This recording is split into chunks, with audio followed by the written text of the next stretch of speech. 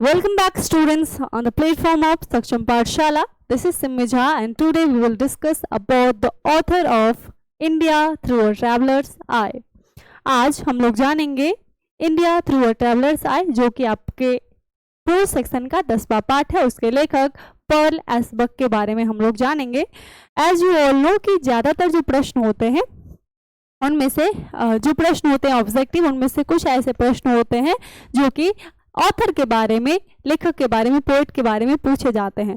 So for us it's necessary that we know the facts about the author, we know the facts about the poet. Let's start the class and शुरू करते हैं Perl एसबर्ग के बारे में जानना।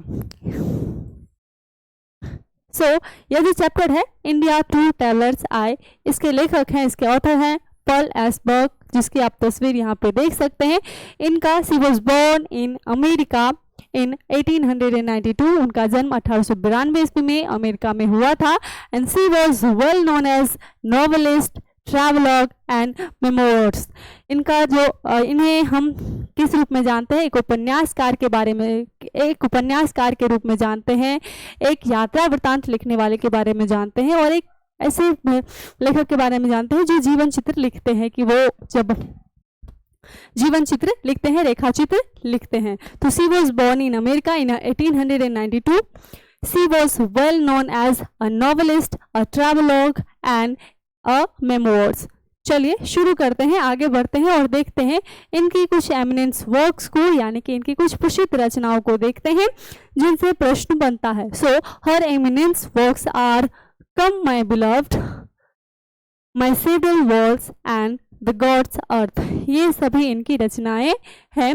और सबसे खास बात आपको बता दूं, यह जो लेक्चर है आपके पाठ में, जो आपका जो पाठ है, चैप्टर है इंडिया थ्रू ट्रैवलर्स है, वो इसी से लिया गया, इसी बुक से लिया गया है, माई सेवरल वर्ल्ड से लिया गया है। सो इनके बारे में क्या कहेंगे कि इनका जन्म 1892 में अमेरिका में हुआ था, और इनकी जो प्रमुख रचनाएं हैं वो है कम माई बिलव्ड, माई सेवरल वर्ल्ड्स और द गॉड्स अर्थ। ये इनकी रचनाएं हैं।